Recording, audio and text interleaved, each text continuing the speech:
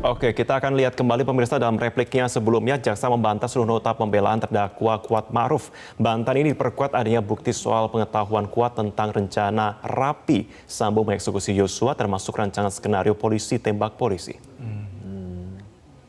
Pada keterangan ahli poligraf yang memeriksa terdakwa Kuat Ma'ruf dengan memberikan pertanyaan apakah terdakwa Kuat Ma'ruf melihat saksi Ferdi Sambo menembak korban Nofriansah Yosua Huta Barat, dan dijawab tidak oleh terdakwa Kuat Ma'ruf, yang mana hasil pemeriksaan tersebut menunjukkan bahwa terdakwa Kuat Ma'ruf terindikasi berbohong, sehingga mengindikasikan bahwa saksi Ferdi Sambo lah yang menembakkan sisa peluru ke dalam tubuh korban Nofriansah Yosua Huta Barat.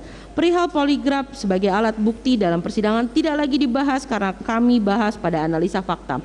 Oleh sebab itu, berdasarkan persesuaian alat bukti yang diperoleh dari persidangan, dapat ditemukan adanya pelaku lain yang menembak korban Nofriansah Yosua Huta Barat, yakni saksi Ferdi Sambo, yang tidak dibahas dalam pledoi tim penasihat hukum yang menganalisa rangkaian peristiwa secara tidak utuh dan parsial. Oke, Benjamin melihat tadi bohong begitu, kayaknya akan menjadi pemberat.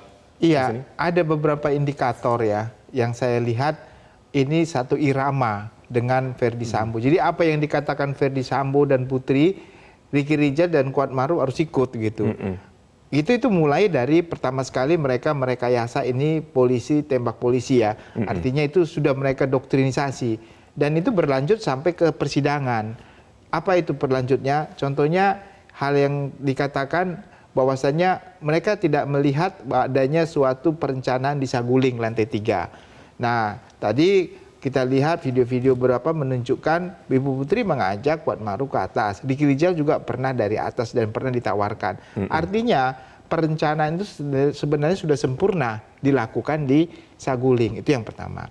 Yang kedua, keberangkatan untuk mengeksekusi di tempat eksekusi, yaitu di Duren 3.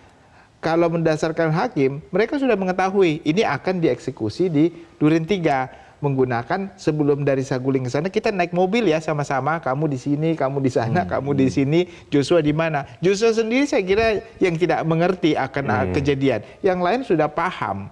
Nah, itu yang kedua. Yang ketiga, waktu dilakukan penembakan. Mereka mengatakan bahwasannya mereka tidak melihat Ferdi Sambo menembak. Padahal jarak mereka sangat dekat. Ricky Rizal dan Kuat Ma'ruf ada di situ. Dan mereka yang memanggil Joshua ke dalam. Dan mereka melihat mungkin jarak sekitar 1 meter atau 2 meter. Nggak mungkin mereka nggak melihat Ferdi Sambo menggunakan sarung tangan dan menembak begitu. Nah ini yang menurut majelis hakim sangat memberatkan pembelaan mereka dengan apa bantahan tersebut. Makanya hakim waktu seketika kita pernah lihat Anda berbohong, tuli dan buta, walaupun sebenarnya itu kan tidak boleh dipersilakan, tapi karena kekesalannya dia melihat ini bagian dari suatu rekayasa yang masih dibawa terus, padahal dulu sudah dibuktikan dia tidak melakukan suatu rekayasa yang salah. Kok kenapa di pengadilan ini kamu bawa lagi begitu? Harusnya terus terang saja seperti yang dilakukan oleh Eliezer. Kenapa kamu terus bertahan gitu? Nah, itulah yang membuat mungkin ya menurut perhitungan saya majelis hakim akan menambah hukuman bagi kedua orang ini begitu, Mas. Oke, Ricky Rizal juga pada waktu itu selalu mengatakan bahwa saya berani menolak. Saya berani menolak seperti ini. Dan itu yang juga kemudian dikuatkan dengan kuasa hukumnya dalam berbagai macam kesempatan mengatakan bahwa ya ini bisa menjadi peringan baginya begitu ya. Kok menurut Mas Yonatan? Ya saya rasa di situ disampaikan tentu hal yang menguntungkan terdakwa. Jadi misalkan seperti yang tadi Mas Marvin sampaikan sempat menolak karena itu dianggap adalah sebuah poin positif, ya tentu itulah yang harus diangkat dan disampaikan di dalam nota pembelaan. Tetapi tadi sudah dijelaskan oleh Pak Jamin dan saya juga berpendapat bahwasannya karena yang bersangkutan terutama Ricky Rizal adalah aparat penegak hukum yang seharusnya mengayomi, begitu juga dengan pertimbangan putusan Ferdi Sambo kemarin itu juga dimasukkan poin tersebut yang menjadi merupakan dasar pemberat, sehingga saya rasa dalam hal ini itu juga akan menjadi hal yang memberatkan Ricky Rizal. Kemudian ditambah kalau saya mengambil pertimbangan majelis hakim terkait putusan Putri Chandrawati kemarin, itu berbelit-belit dan berbohong dan tidak mengakui perbuatannya, itu juga menjadi dasar yang memberatkan Putri Chandrawati itu sendiri dan tidak menutup kemungkinan hal tersebut juga akan digunakan oleh majelis hakim dalam memutus perkara Ricky Rizal maupun Kuat Ma'ruf dalam hal ini. Ya, seperti PC juga kemarin mengaku sebagai korban terus-menerus, ya tidak mengakui malah seolah-olah menjadi korban. Jadi nanti kalau misalkan kita lihat Ricky Rizal mungkin juga akan disampaikan mengetahui rencana terlibat tetapi seolah-olah menolak atau tidak mengakui. Begitu juga dengan Kuat berpura-pura tidak tahu, padahal kalau dari tuntutan jaksa penuntut umum mengetahui sejak awal, bahkan sampai skenario tembak-menembak tadi kan kita bahas. Nah itu saya rasa justru akan yang menjadi hal memberatkan bagi para terdakwa hari Ya, itu. saya tambahkan dikit. Boleh. Jadi Ricky Rizal ini sebenarnya punya peluang yang sama dengan Eliezer. Sebenarnya. Ya, dari awal sebenarnya kalau dari awal dia tidak ikut skenario Sambo, bukan tembak-menembak, atau dalam kasus ini dia sama irama. Jadi mereka berdua, Eliezer dan Ricky Rizal. Poin Ricky Rizal itu sebenarnya lebih besar dibandingkan dengan Richard Eliezer untuk mendapatkan GC. Kenapa? Karena dia menolak perintah Ferdi Sambo. Nah, waktu dia bilang menolak perintah Ferdi Sambo, lalu dia ikut mengatakan yang menembak itu diikut. Pokoknya skenario awal itu dia ilangin semua, dia ngomong jujur. Itu lebih memungkinkan dia untuk mendapatkan hukuman nantinya. Walaupun kita nggak tahu ya Eliezer hukumannya lebih rendah atau lebih tinggi. Tapi saya meyakini dalam ketentuan Undang-Undang LPSK 10 menjelaskan kan dia harus mendapatkan hukuman yang paling rendah di antara terdakwa. Saya kira si hakim akan memutus itu. Inilah kelemahannya ya. Dari awal dia sudah memegang teguh untuk seirama dengan yang lain. Padahal kalau dia terus terang dan membuka, saya kira hukumannya bisa lebih ringan. Nah, inilah dalam praktek hukum ini salah memilih atau bukan ya, salah menerapkan suatu strategi bisa menjadi efek yang cukup besar karena kebohongan apapun itu sulit untuk ditutupi, pasti nanti akan terbukti.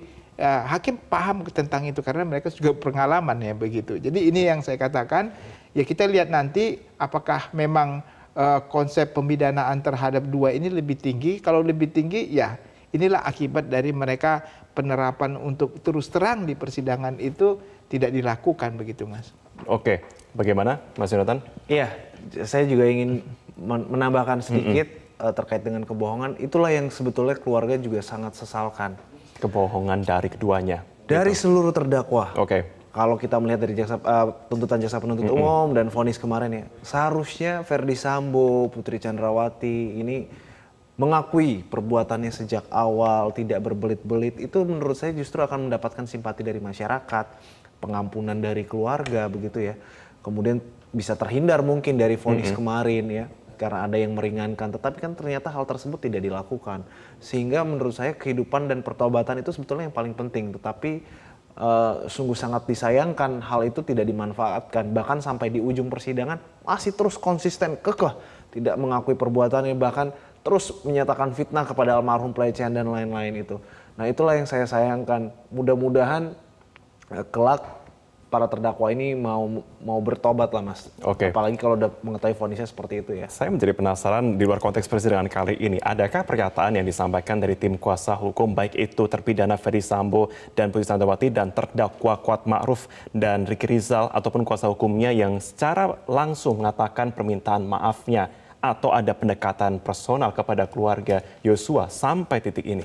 Iya, sejauh ini kalau kita melihat di persidangan di awal-awal itu kan masih tetap kekeh dengan skenario dan apapun itu yang dibangun. Bahkan permohonan maaf itu sepertinya sangat sulit sekali keluar, terutama dari seorang Ferdi Sambo. Ya, kalau kita ingat sejak awal itu tidak ada penyesalan sepertinya. Begitu juga dengan Putri Chandrawati ketika kita melihat di dalam pemeriksaan terdakwa untuk terakhir kali kalau saya tidak salah waktu itu ditanyakan oleh majelis hakim, lalu apakah saudara menyesali perbuatan ini? Saya ingat betul itu.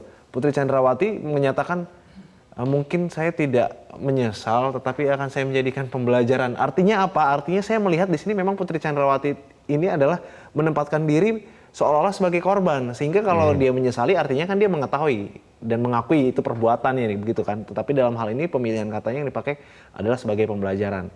Nah itulah yang kami sayangkan, termasuk dengan ya Kuat, Ricky Rizal memang sudah menyampaikan permohonan maaf ya. Saya rasa itu juga memang harus dilakukan. Karena kalau tidak saya yakin itu akan sangat memberatkan bagi mereka. Dan dalam hal ini yang kalau kita lihat sebagai contoh yang betul-betul tulus meminta maaf adalah Richard Eliezer. Karena pada saat persidangan dia menghampiri kedua orang tua almarhum, bersujud, meminta pengampunan dan permohonan maaf dan disampaikan berulang kali. Nah itulah yang sebetulnya menjadi harapan keluarga.